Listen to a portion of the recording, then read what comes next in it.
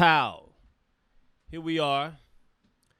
I don't know what exactly I'm calling this. I don't know if it's like little small half-hour comedy specials or just a podcast where I simulate myself performing at a comedy club because the world is shut down. Apparently, somebody got some bat chlamydia. Once again, I'm naming it bat chlamydia because chlamydia, you do not see it until you find out later the motherfucker that gave it to you had it because they didn't have any symptoms. Apparently, everybody in the world has bat chlamydia.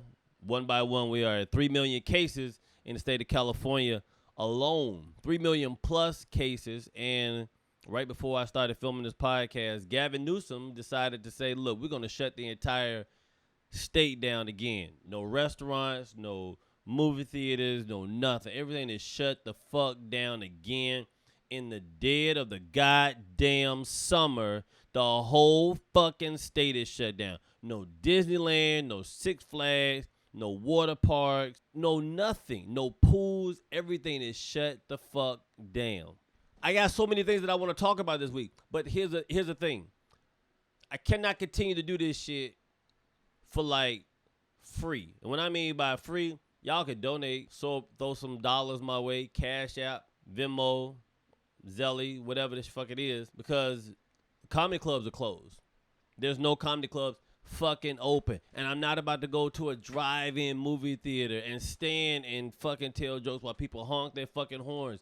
That's whack, son. And I'm not about to do a live comedy show. I'd rather do this shit right here than do a fucking live comedy show on my fucking laptop while people sit in their beds and watch me do fucking comedy from my bed.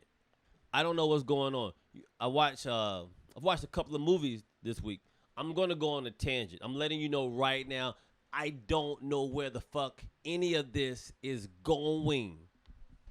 There was shit that I wanted to talk about last week that I didn't get to, and my goal is to keep these podcasts under 30 fucking minutes.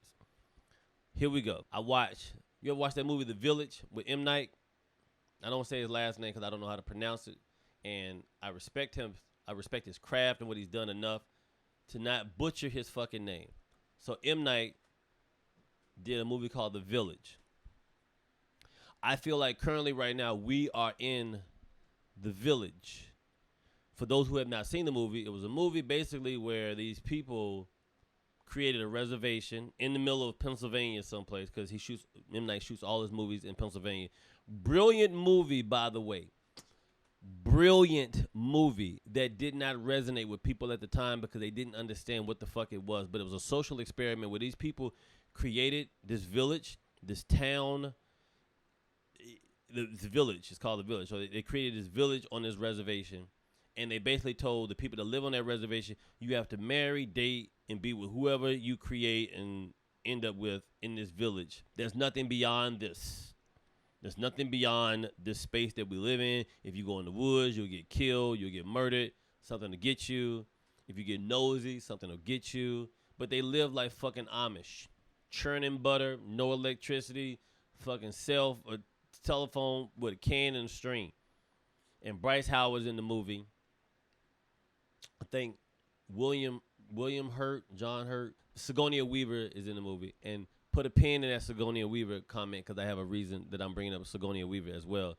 Bryce Dallas Howard is in the movie, and she's Ron Howard's daughter, and she's a director, and she's beautiful. I don't give a fuck what color she is. She's beautiful. And cherry on top, she's thick. And I don't mean it in a negative like, he's degrading women. I'm a man. This is an old model version of what men used to be. Masculine, probably toxic at some point, but I'm no better now, so I'm not like what I used to be, what I thought what a man was supposed to be. I've evolved past that. But as a man who finds women attractive, I find Dallas attractive because I'm from the South, and I like thick women, and she just so happens to be fucking thick. And that is the trait I choose to use to describe this woman that I find talented. She's a thick, talented white woman whose father so happens to be fucking Opie. I'm drinking kombucha. I'm trying to get healthy during this pandemic. trying to eat healthy. I'm trying to drink healthy, lose quarantine weight. I'm not fat. I just want to lose weight, get in shape. I'm watching The Village, and I say to myself, I don't know what to make of it. I don't know what to make of what's going on with California, because in California, malls, everything's shut down.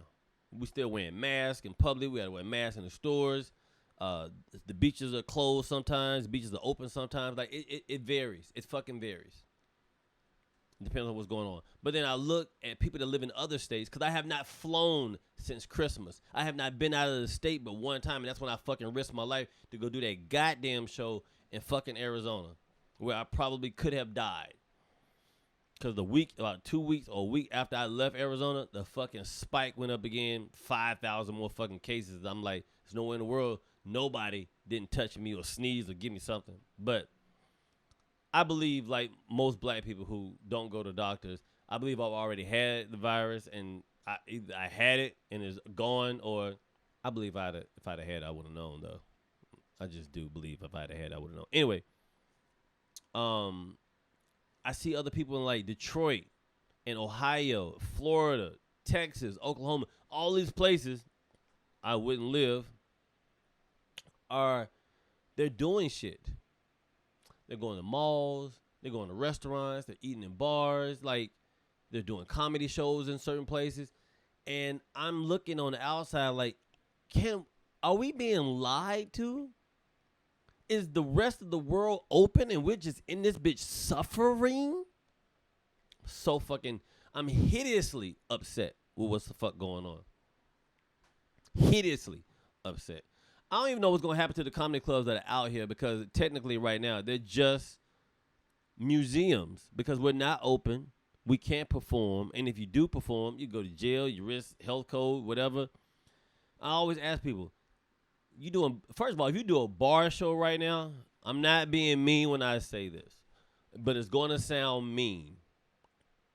If you're doing a comedy show in a bar, a couple of things have happened. One, you're not qualified to be in a comedy club yet.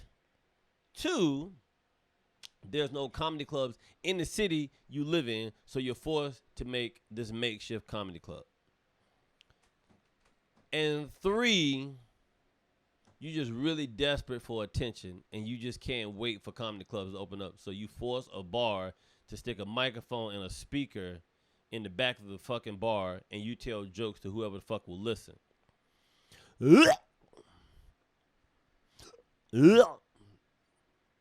That's stupid.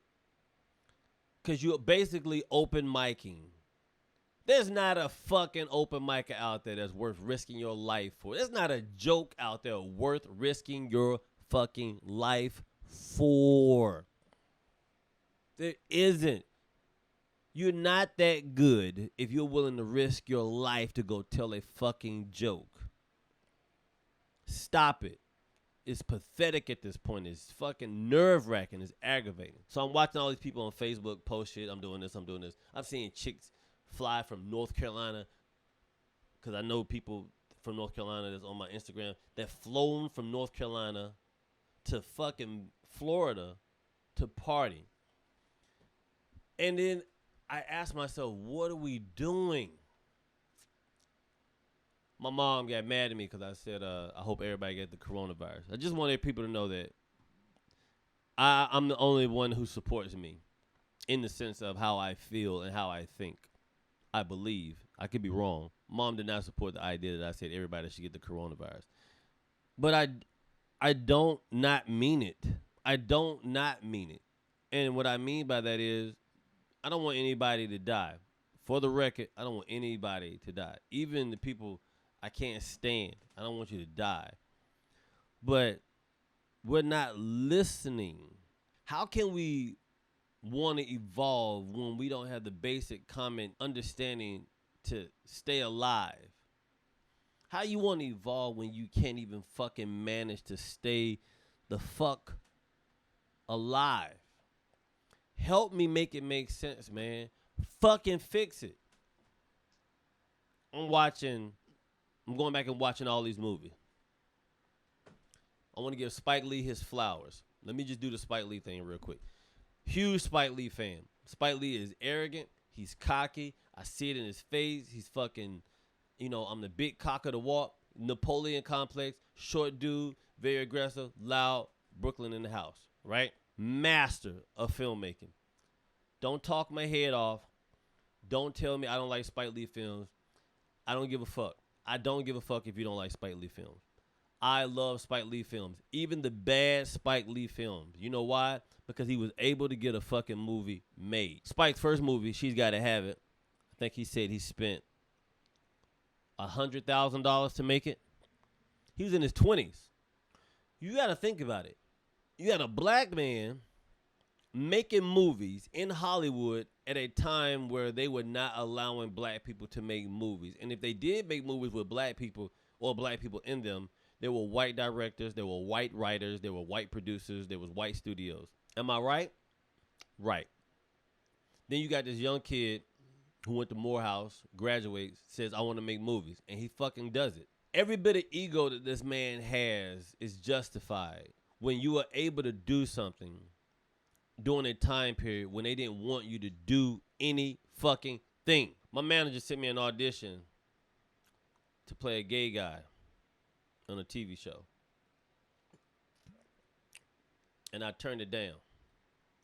And I'm sure me saying this is going to probably raise an eyebrow, garner some type of confrontation. First of all, bitches, if you allow yourself to be offended, you're retarded. And I realize I use the word retarded. But if you allow yourself to be offended, you deserve whatever it is you feel. Because no one offends you. You allow yourself to be offended. You allow someone else's words to have authority over you. You allow yourself to be hurt. You allow those words to mean something to you. If they do not apply to you and they are said to you, who the fuck cares? Now, am I going to let a white person call me nigga to my face? No. But if you drive down the street and call me nigga and ride past me, I don't give a fuck. I'm not going to chase you. If you're in my face proximity, you'll get it. You get these paws all day long. But I'm not going to chase you down. Right? You allow yourself to get offended. You're not going to offend me. You can't. You can't say nothing to me that I have not already said to myself. So what the fuck are you doing even bothering to leave comments on my page like this was dumb or I think he was drunk? I wasn't drunk in that fucking video. You don't even know what the fuck that was in there. I just said I'm being healthy. Could have been alcohol. Could have not been alcohol. The point I'm making is I turned this role down because they wanted me to play a gay guy. I don't feel comfortable playing a gay guy. I don't want to. I don't identify with it. I wouldn't even know how to act. And people may say, what do you mean how to act? Well, if you're saying you want a gay guy, you're looking for a certain look, demeanor, or something. You're not just asking for a regular guy. You're looking for someone who's not a heterosexual man. So you want characteristics. You want something that a gay guy would do. Is what I'm thinking. This is how I approach it. And I don't know how to behave like that. And I turned it down. Also, if we doing all this, we doing this thing where we're trying to say, look, white people can't do black voices. They just came for Halle Berry because she's supposed to play a transgender lady in the movie. Or one man in the movie. I don't know. I didn't read the whole article. And she stepped down because people found out about it. Who found out about it? I didn't know this bitch was even doing this movie until I read it in the article. So who the fuck found out she was playing a transgender person and there was an uproar and a rising? Nobody. It was just a fucking story, man, that nobody gave a fuck about. And I didn't want to do it. Plus, there's gay guys out there. Go ask a fucking gay guy to play a gay guy. Why the fuck are you asking a guy who's not gay to play a gay guy when everybody's trying to get representation and work? Doesn't make me a good actor because I can fucking play a gay guy. This is horse shit. All this entertainment is Entertainment exists because there are people who do not have the capacity to entertain themselves, and then instead they pay people to entertain them. Are we fucking geniuses? No, we're just people doing shit that other people can't do, and overcharging them for it. It's like working on cars. Motherfuckers will run game on you because you don't know about cars. You don't know if a car is doing this or doing that, or and they say, "Oh, your car is bleeding," and you're like, "What? Yeah, your car is bleeding. You should probably get that looked at." And you're like, "Oh, I hate that my car is bleeding. I didn't know cars could bleed. Yeah, man, it's rare, but we can fix it." You don't know. I just think about Spike Lee in the sense of this dude got movies made and TV shows and stuff made in a time where they were not allowing black people to do a goddamn thing. And then I went down this rabbit hole. I went down this Wayfair rabbit hole. Wayfair is the furniture company who apparently is being alleged to be tied to sex trafficking children. Yeah. Went down a rabbit hole where Wayfair is selling pillows for $97 that have black kids' names. But it happens to be a fucking kid. And they're going to say, no, we didn't do it. Of course you're going to say, no, I'm sorry. We apologize. We didn't know we were fucking sex trafficking children. We won't do it anymore. What? Who owns up to anything they fucking do? Does anybody own up to shit they do? No. Then why the fuck would you expect Wayfair to be like, yeah, we do that? So anyway, Wayfair allegedly is supposed to be sex trafficking children, which has been a theme that's been going on since this pandemic started, where everybody's being outed for pedophilia. I'm not Alex Jones. I don't even know if I should even go down this road. I don't even know if I should go down this road, man. Put a pin in that. Put a pin in Sigourney Weaver. Pedophilia down that road, whatever. So I go down this rabbit hole with Wayfair, and it's just disgusting. I'm going to go back to it. But then I go down this rabbit hole of watching all these movies and studying film and realizing every movie, every TV show, play, book, music that has black people attached to it or in it, those images that have been broadcast have been approved by white people. Every network is owned by a white man or a Jewish man. Everybody that owns media is white. Mainstream, white. There's no mainstream black. So every image that you've ever seen of black people was at the approval of other white people who felt like, yeah, we believe that's how y'all act. Go and broadcast it. Or yeah, we'll allow y'all to show that image of yourself. Go ahead and show it. Right? That's fucked up. Because our images are being shown to us by people who only see us a certain way. So when we have shows on BET and we don't have to ask white people if we can show how we really act to our own people, the way we understand it, when we watch those type of networks and shows, it's hard sometimes for some black people to accept it, and they be like, oh, that's ghetto or that's not good, because we've been trained to believe that if something is not on a white network, even if you're black, is not fucking good. You see that mind fuck I just went down the hole with? We literally don't think something is good if it's not approved by white fucking people. And everybody thinks like that.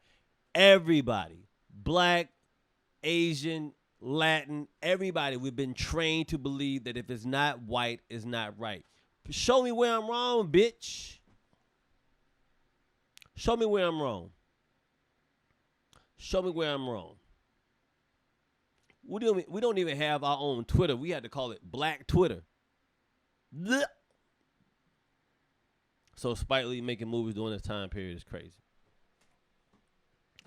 Spike Lee making movies during the time period where he probably got called a nigga when he left a room, because I know Spike came in. He was like, I want to do this movie. I want to do this movie. I want to do this movie. I want to do this movie. I want to do this movie. I want to do this movie. They're like, get out of here, Spike. I want to do this movie. I want to do this movie. I want to do this movie. I want to do this movie. They're like, fine, give him a movie. Thank you. And then Spike walks out, bow-legged, Brooklyn hat on, Jordans, goes to make a movie. He made Malcolm X. Spike Lee and Denzel Washington were the Martin Scorsese, Leonardo DiCaprio before it became a thing. They were the Martin Scorsese, fucking Robert De Niro pairing. That's what Spike Lee and Denzel Washington were for several projects. Mo Better Blues.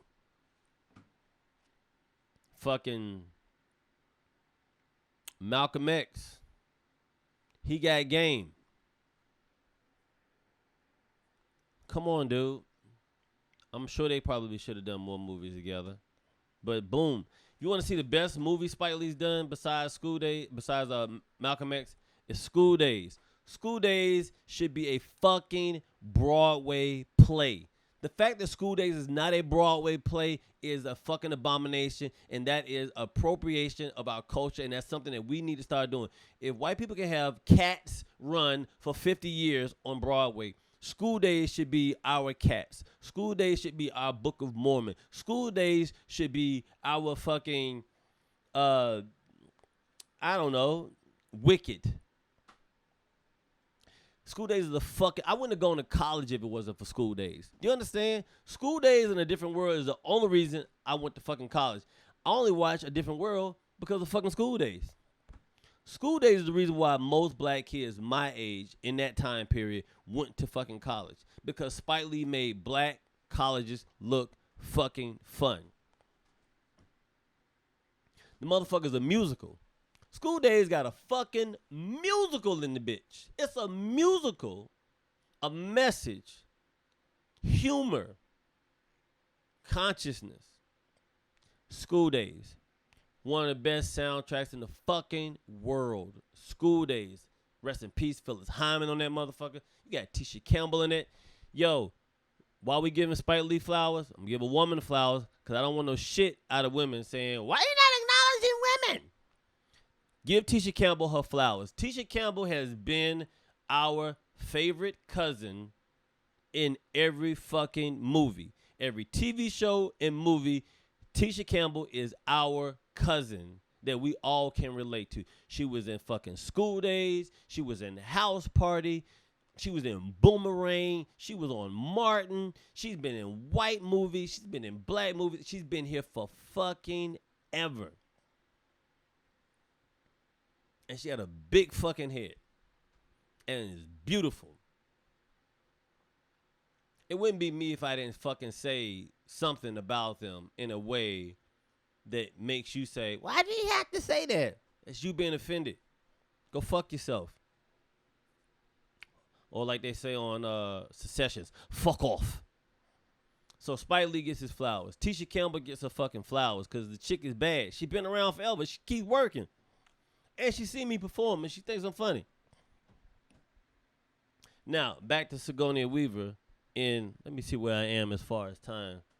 Oh, I got 4 minutes. All right, I'm going to put a pin in the Sigourney Weaver thing and all that. I'm going to come back to it. I want to talk about the fact that I had a text message come from my ex-girlfriend who happens to be Filipino. And the reason I'm telling you the story and the reason why I'm telling you her ethnicity is because it's important to the fucking story. When we were together, I tried to explain to her, you know, why I have a fear of being black and driving in America and operating and living in this country. And I'm living in fear. I'm living in fear. I'm living in fear. She doesn't feel that same racism because she doesn't think she's black. One, she's not black, but she doesn't think she's a fucking minority either. And she doesn't think that white people won't fucking flip the switch and turn on her too, right?